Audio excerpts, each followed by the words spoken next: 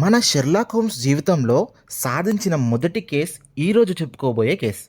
అదే the adventure of Gloria Scott.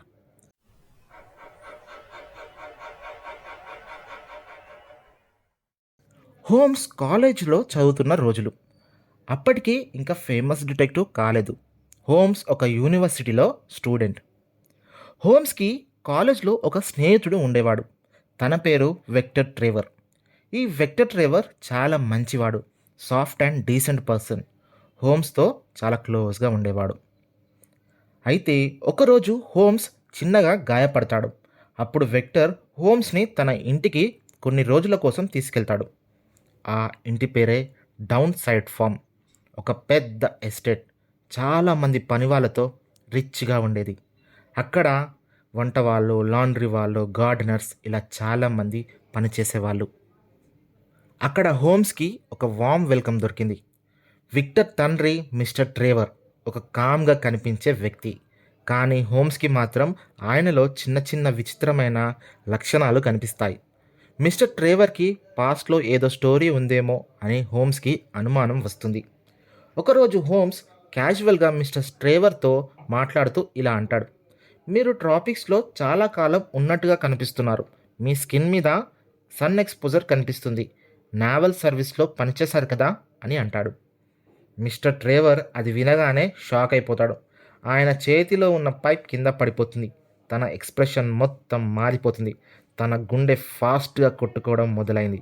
ఆ తర్వాత నుంచి ట్రేవర్కి హోమ్స్పై, తను చేసే డిడక్షన్స్పై చాలా ఇంట్రెస్ట్ పెరిగింది.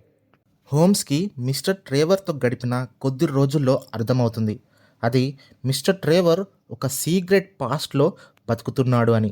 ఆ సీక్రెట్ తన సొంత కొడుకు విక్టర్కి కూడా తెలియకూడదు అని భయపడుతున్నాడు అని హోమ్స్ తెలుసుకుంటాడు. కానీ పూర్తి విషయం తెలుసుకోవాల్సి ఉంది. ఒకరోజు ఆఫ్టర్నూన్ టైం హోమ్స్ తన ఫ్రెండ్ విక్టర్తో మాట్లాడుతున్నాడు.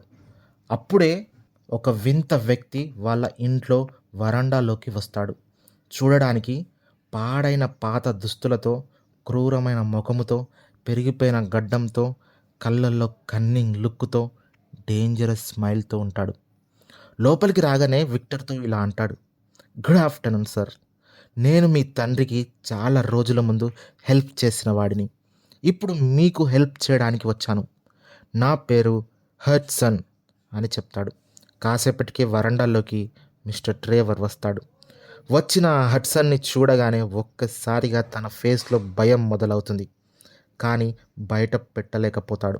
అది హోమ్స్ గమనిస్తాడు. వచ్చిన ఆ హడ్సన్ని మిస్టర్ ట్రేవర్ తన ఇంట్లో పనిలో పెట్టుకుంటాడు. హోమ్స్ ఆ హడ్సన్ని గమనిస్తూ ఉంటాడు. తన బిహేవియర్లో చాలా చేంజెస్ వస్తాయి. స్టార్టింగ్లో పొలైట్గా బిహేవ్ చేసిన హడ్సన్ కొన్ని రోజుల్లోనే పూర్తిగా చేంజ్ అవుతుంది. ఇంట్లో ఫ్రీగా తిరిగేస్తుంటాడు. సర్వెంట్స్తో చాలా చెత్తగా మాట్లాడుతున్నాడు. విక్టర్తో కూడా రూడ్గా ఉంటున్నాడు. రాత్రుల్లో తాగి అల్లరి చేస్తున్నాడు. మిస్టర్ ట్రేవర్ని దేనికో బెదిరిస్తున్నాడు. కానీ మిస్టర్ ట్రేవర్ ఏమీ చెప్పట్లేదు, బయటపడట్లేదు. హోమ్స్ ఇవన్నీ గమనిస్తున్నాడు.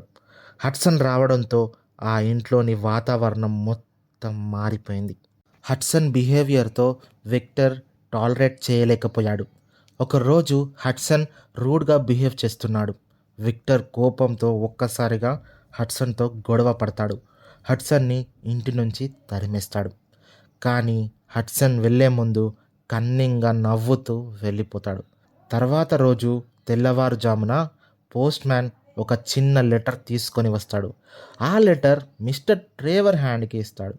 ఆ లెటర్లో ఒకే ఒక లైన్ ఉంటుంది. అది the game is up, Hudson means mischief అని ఒక కోడ్ లైన్ ఉంటుంది. ఆ లెటర్ చదివిన వెంటనే మిస్టర్ ట్రేవర్ చైర్లో పడిపోతాడు. ఆయన ఫేస్లో భయం కనిపిస్తుంది. విక్టర్ వెంటనే డాక్టర్ని పిలిపిస్తాడు. 2 రోజుల దాకా కాన్షియస్లోకి రాలేకపోయాడు మిస్టర్ ట్రేవర్. హోమ్స్ ఆ లెటర్ని బాగా అబ్జర్వ్ చేస్తాడు. అది ఒక బ్లాక్మెయిల్ లెటర్లా ఉంది. ఏదో ఒక విషయం మీద ట్రేవర్ని బ్లాక్మెయిల్ చేస్తున్నారు అని తెలుసుకుంటారు హోమ్స్ ఇంకా విక్టర్. తర్వాత మిస్టర్ ట్రేవర్ కాన్షియస్లోకి రాగానే తన రూమ్లో ఉన్న ఒక పాత వుడెన్ బాక్స్ వైపు చూపిస్తూ చనిపోతారు. మిస్టర్ ట్రేవర్ మరణించిన తర్వాత విక్టర్ డిప్రెషన్లోకి పోతాడు.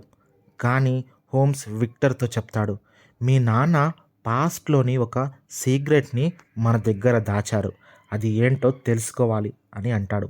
అప్పుడే హోమ్స్కి గుర్తొస్తుంది, ట్రేవర్ చనిపోయే ముందు ఒక పాత వుడెన్ బాక్స్ని చూపిస్తూ చనిపోయారు అని. ఇప్పుడు హోమ్స్ అండ్ విక్టర్ ఆ ఓల్డ్ వుడెన్ బాక్స్ని ఓపెన్ చేస్తారు.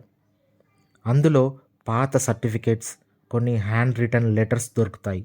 ఆ లెటర్స్ కవర్ మీద ఇలా రాసి ఉంటుంది, ఈ లెటర్స్ నేను చనిపోయిన తర్వాతనే ఓపెన్ చేయాలి అని. విక్టర్ కళ్ళల్లో నీళ్లు తిరుగుతాయి. ఇక విక్టర్ లెటర్స్ని చదువుతున్నాడు. ఆ లెటర్లో ఏముందో చూద్దాం. నా పేరు ట్రేవర్ కాదు, నా అసలు పేరు జేమ్స్. నేను ఒక బ్యాంక్ ఉద్యోగిగా పనిచేసేవాడిని. ఒకసారి బ్యాంకులో ఒక ఫైనాన్షియల్ ఫ్రాడ్ జరిగింది. ఆ ఫ్రాడ్లో నా చెయ్యి కూడా ఉంది.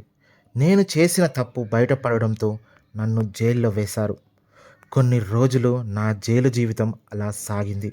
నేను చేసిన తప్పు తెలుసుకున్నాను, కానీ జైలు నుంచి బయటికి రాలేకపోయాను. ఒకసారి ఖైదీలందరినీ ఆస్ట్రేలియా జైలుకి తరలించారు. తరలించడానికి యూజ్ చేసిన షిప్ పేరు గ్లోరియా స్కాట్. ఆ షిప్లో ఖైదీలందరినీ ఎక్కించుకొని ఆస్ట్రేలియాకు బయలుదేరింది షిప్. ఆ షిప్లో చాలామంది క్రూరమైన ఖైదీలు కూడా ఉన్నారు. అక్కడ కొంతమంది ఖైదీలు కలిసి తిరుగుబాటు చేశారు. ఆ తిరుగుబాటులో షిప్లో ఉన్న గార్డ్స్ అందరినీ చంపేశారు. ఆ ఫైటింగ్లో ఒక ప్రమాదం జరిగి షిప్ మొత్తం మునిగిపోయింది. ఆ షిప్పులో ఒక ముగ్గురు మాత్రమే బయటపడ్డారు.